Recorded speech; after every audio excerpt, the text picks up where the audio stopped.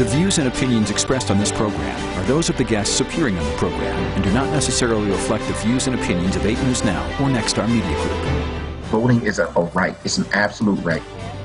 Tonight on Politics Now, will Nevada's elections get a new look? The election changes Democrats want to make and the response from Republicans.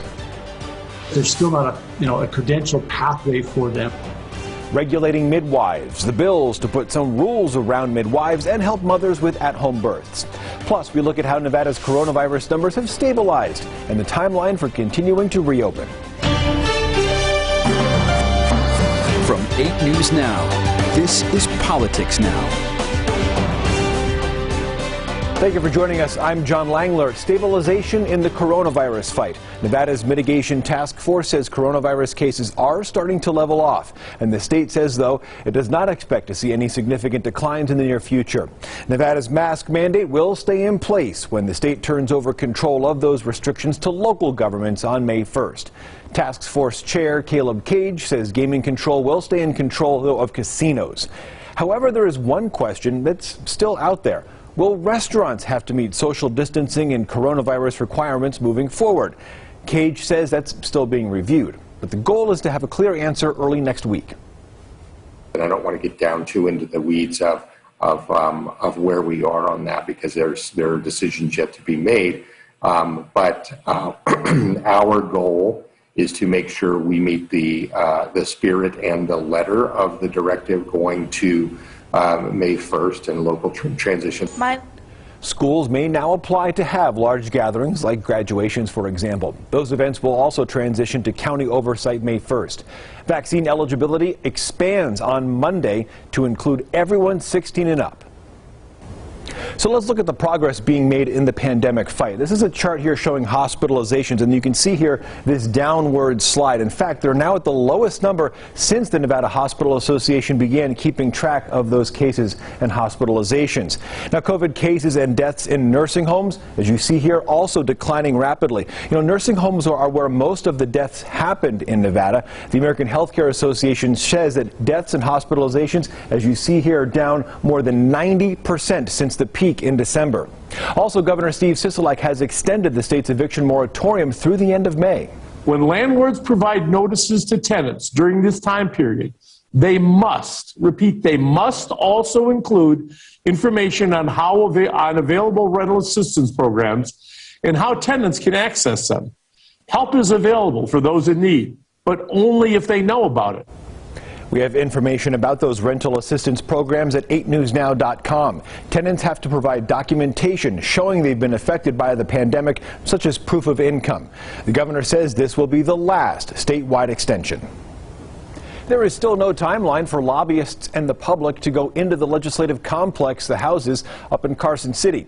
Staff previously said they were aiming for early April, which is where we are now, of course. When people can see the legislative session in person, though, more security measures will be in place. There are 3 new metal detectors, an X-ray machine, and there are some wands that are now in place as well for security. Changing Nevada's elections is at the forefront of the legislature this week. Democrats in Carson City are working to make how we voted in November permanent, but Republicans are not on board. They say the system is not secure. The I-Team's David Charnes tells us what is in this plan and how you can weigh in. Democrats in Carson City are pushing to expand mail-in voting permanently. Voting is a right. It's an absolute right. Democratic Speaker Jason Frierson says his bill, AB 321, makes participating in our democracy easier and more secure. And I think it's incumbent upon us to make sure that every eligible voter has the ability to cast their ballot and participate. We've seen it in record numbers, and as long as Nevadans are taking advantage of that opportunity, I believe that we need to continue to make it available to them. The proposal would require you to opt out rather than opt in of getting a mail-in ballot. So if you don't want one, you won't get one, and you can still vote in person. The bill also cuts down the days ballots are accepted after Election Day from 7 to 4. Republican Assemblyman Tom Roberts says it's a good start. I mean, those are things that are certainly a move in the right direction. Whether or not it gets any or all of us on board, remains to be seen. Robert says it should be easy to vote, but he's concerned about fraud. Who could fill out another person's ballot and who could return them on another person's behalf. While the proposal requires voter rolls to be scrubbed every month, the assemblyman says that's not enough. For the simple fact that we have a transient community in Vegas, and a lot of people move, and you got a lot of ballots floating around, and you don't know where they're at. Simply put, Frierson says the bill strengthens security while expanding access. When you have record turnout, we can't go back to having our seniors standing in line for 7 hours to cast their vote. This isn't a trip to Costco. This is a constitutional right. David Charnes, 8 News Now. Democrats can still pass this without any Republican support. Now, as we mentioned, this is one of several election-related bills up in Carson City right now. We here at 8 News Now have tried for months to speak with Secretary of State Barbara Sagavsky about measures that would impact her office. Staff have instead offered her deputies. However, the person actually elected to be the Secretary of State is, according to her staff, quote, not doing interviews at this time. We'll let you know if and when that changes. Midwives provide care for mothers-to-be and help deliver babies. In Nevada, though, most aren't regulated. Now lawmakers are looking to change that. This week, the I-Team reported on a mother suing a midwife and members of her team. She'd been pregnant with twins and lost her firstborn during a home birth. Both the mother and the defendants sat down with the I-Team to share different versions of the same events. Vanessa Murphy explores the different viewpoints on a hot-button issue and also looks at what changes may happen here in Nevada. You need a license to serve drinks and cut hair in Nevada, but not to care for moms-to-be and deliver their babies in a home. There's still not a credential pathway for them to basically to show the consumer out there who might be wanting to do it in home delivery that there is a difference between levels of midwives. Republican State Senator Scott Hammond is introducing Senate Bill 271 to license some midwives. There's also a similar bill being considered in the Assembly. Opponents say it would take away a mother's right to choose. Some spoke out in this YouTube video by the group Nevada Friends of Midwives. You're taking my right to choose who I have at my birth away from me. So I feel safer at home choosing who can attend my births, who can care for me and my babies. While some states issue and require licensing or certification, Nevada does not. Different national and international organizations provide certification. Here's a look at the different kinds of midwives.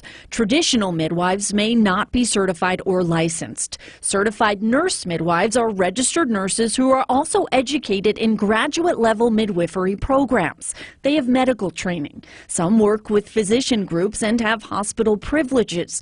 The State Board of Nursing reports there are 64 certified nurse midwives in Nevada.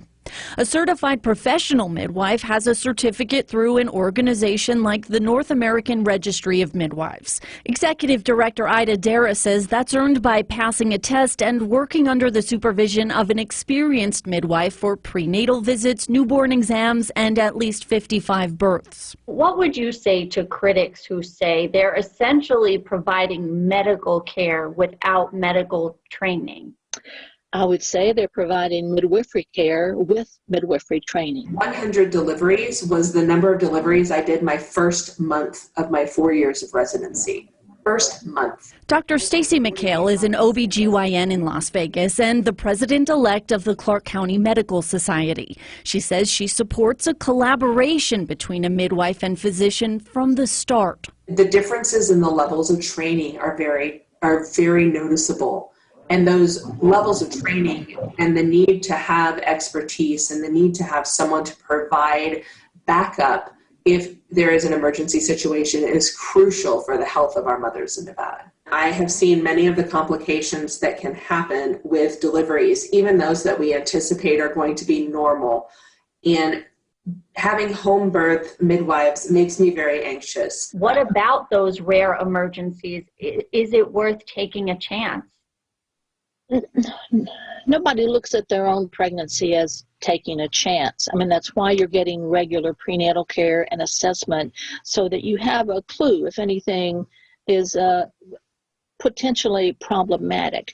But could something really surprising come up? It can come up, and that's why you need to address what you will do if you have problems like that. Right now, Nevada has no oversight of any midwives. Through Senate Bill 271, Senator Hammond is proposing the creation of a board of certified professional midwives, licensing for CPMs, and permits for apprentices. With oversight, there would be regulations and disciplinary action would be possible. While Assembly Bill 387 is similar, it states if an unlicensed person practices midwifery, they must obtain a statement from a client acknowledging they know the person is not regulated by the state. If the midwife doesn't get that statement, they could be charged with a misdemeanor crime. It also lists guidelines for when a CPM must arrange for consultation with a healthcare provider.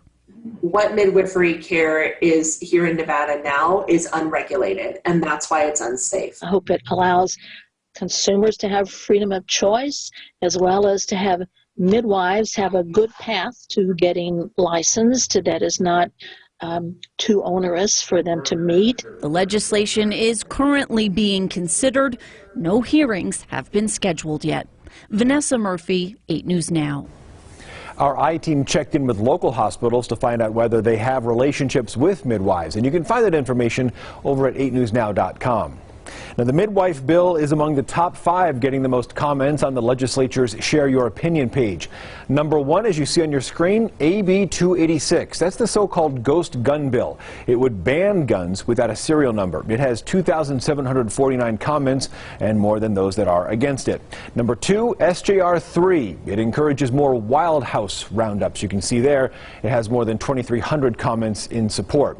Assembly Bill 19 changes what will be included in high school civics classes, with now almost 1,500 comments in favor of it. Assembly Bill 141 seals eviction records during the pandemic and increases how long they take to process. It has more than 1,300 comments. This one a bit closer, though, with 745 in favor, I believe it is. The midwife bill, 938 comments, 877 of them against. Republican Assembly Minority Leader Robin Titus is pushing a bill that would let you cook and eat roadkill. Assembly Bill 299 allows people to harvest roadkill on the side of the road for their meat. Dr. Titus says Nevada is the only state in the Mountain West that does not allow this. State game officials are worried, though, a person could conceivably poach a big game animal, then just say it was roadkill. Nevada's Department of Transportation estimates more than 5,000 wild animals are hit by cars in Nevada every year. Bills that matter to your wallet. Coming up on Politics Now, proposals that could have you spending less and why they're opposed by big tech. Welcome back to Politics Now. Well, you've probably ordered more food delivery during the pandemic, and now a bill proposed up in Carson City would cap fees from apps like DoorDash and Uber Eats. Those tech companies charge fees to restaurants to use their platform. Senate Bill 320 caps that at 20% during a state of emergency. Local restaurants say right now those apps can take as much as 30%. The profit margins in a restaurant are so slim, and then on top of that you have to take a third of the cut of that. The Nevada Restaurant Association supports the bill, which also addresses billing transparency, third-party platforms making commissions public, and menu stealing. DoorDash and other apps, as you would imagine, oppose the bill. The company says fees help advertise and market restaurants to new customers and helps them out. Another bill has big tech companies facing off with independent repair shop owners. The Right to Repair bill, it's AB 221. It would apply to consumer electronics under $5,000. If approved, manufacturers would need to give independent repair shops access to parts and schematics needed to fix them. Right now, they only give that stuff to authorized dealers. That would potentially drive down the cost to get your phone or your tablet fixed. Similar right to repair initiatives are also underway in 24 other states. In Minneapolis, the murder trial of former police officer Derek Chauvin started this week. He is charged in the death of George Floyd. Meanwhile, the intersection where Floyd died is a protest zone. The trial is expected to last a few weeks. Back here in Southern Nevada, Metro Sheriff Joe Lombardo discussed police reform within his department after the death of George Floyd. The Sheriff's Multicultural Advisory Council meets every month to talk about race and issues of policing. Members of that group pointed to Metro's work to improve issues of de-escalation, use of force, and other training to try and make a difference in what officers do every day. Sheriff Lombardo told us these conversations have to keep going. those things were in custody incidents that we saw play out not only with Chauvin. There were some things here that took place as well that made us really uncomfortable. The fact that Metro will stand and listen is important. We're trying to teach the officers to look at it from a different paradigm, to slow down, remove the emotion from the equation, and get an understanding of the situation before you rush in. And that's going to take a little while to change. Of course, Las Vegas saw protests and riots last year after Floyd's death. Sheriff Lombardo has asked for peace and calm no matter how the verdict in Minneapolis turns out. From Nevada to Texas, former Nevada congressional candidate Dan Rodimer drawing criticism for his new Texas cowboy look. We'll have that coming up in just a few moments on Politics Now. Plus, Alexander Limon tells us what is in President Joe Biden's economic recovery plan. You're watching Politics Now. Southern Nevada's congressional delegation was back at home this week, helping pitch the Biden administration's American Rescue Plan. Democratic Congresswoman Susie Lee held an event with Clark County Sheriff Joe Lombardo, who you see in the background there. Lee says billions of dollars are going to come to our state from that package. The coronavirus relief bill was passed more than a month ago. It includes funding for vaccinations and emergency financial relief. Congresswoman Lee says it has direct investments right here in Southern Nevada. I'm proud to report that under the American Rescue Plan, we will help Nevada build back better by bringing $2.95 billion in aid to our state government, $1.14 billion to local governments, $1.1 billion to K-12 education, and of course up to $1,400 in economic stimulus payments to anyone earning under $75,000. The sheriff was there because some of the money that is coming here will go to police and fire departments. President Biden says his new American Recovery Plan will help the economy come back from the pandemic.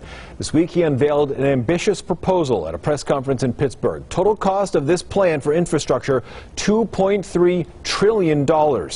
President Biden says this will add millions of jobs. Democrats are on board, Republicans are not.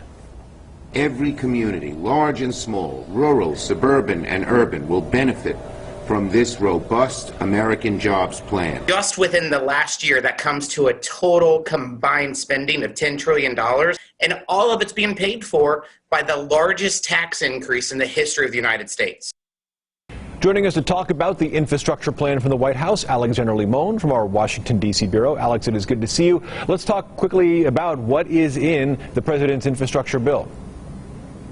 Yeah, well, the president's infrastructure package is really a massive one, totaling $2.3 trillion. About 1/4 of that would go toward modernizing and fixing the transit system, so roads, bridges, railways, but the rest goes toward other types of infrastructure projects. For example, replacing all of the lead pipes to provide safe drinking water infrastructure, expanding access to affordable housing, and then there's also expanding broadband access.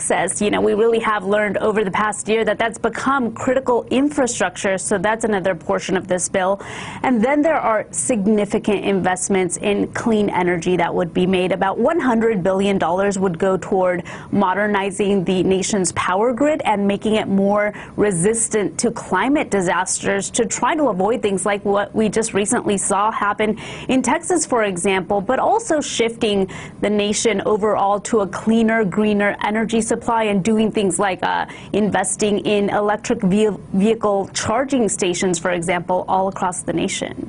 It is certainly comprehensive and ambitious. The Trump administration, the last administration, referenced infrastructure during its time in office. Are Republicans at all positive about what the Biden administration is proposing? How are they reacting? Well, yeah, everyone, it's kind of the joke on Capitol Hill, right? Everyone always says they want to get infrastructure done, but it never actually gets done. And I think the fundamental problem here is that there are different ideas of what infrastructure means. Republicans say this bill goes much too far and extends into areas that aren't typically considered infrastructure. And their other big issue with it is that they say it is just very expensive, too expensive for what they're trying to do, because in addition to this $2.3 trillion, you know, the government has just recently already spent trillions of dollars to deal with the pandemic. So Republicans say that we just can't afford to pass such a massive bill. And the other issue with it is that in order to pay for it, President Biden is proposing, I guess, what we're calling tax increases. But what it really does is undo the tax cuts that Republicans passed in 2017. But that was probably the single largest and most successful piece of legislation that Republicans and the Trump presidency passed. So I don't see it as something that they're very likely to vote to undo. And of course, that was Alex Limon from Washington, D.C. You're watching Politics Now. Former Nevada Congressional District 3 candidate Dan Rodheimer has moved to Texas, and he's running for Congress there. His ads are drawing a lot of attention. 3 dirtiest jobs in the world: professional wrestling, politician, and bull riding. Let's go. So Rodheimer lost to Congresswoman Susie Lee for the race for Congressional District 3. Well, the Republican is now running for Texas's 6th district. The critics in Texas accuse him of affecting a fake accent in this video you're seeing there. Rodheimer also used body doubles for the bull ride segment of the ad. We'll keep you posted on that race in Texas. Finally, we focus on Nevada politics here, but we want to tell you about something happening in Oklahoma, in the legislature there. There's a measure that sets up a $2 million bounty for someone who can catch Bigfoot alive. The goal, to boost tourism. It's just been astronomical what response we've had. Some of those people concerned, and I've tried to set their minds at ease that, hey, this is all about tourism. This is all about bringing people in to see our area. We'll keep you posted on that too. Thanks for watching. We'll see you next time.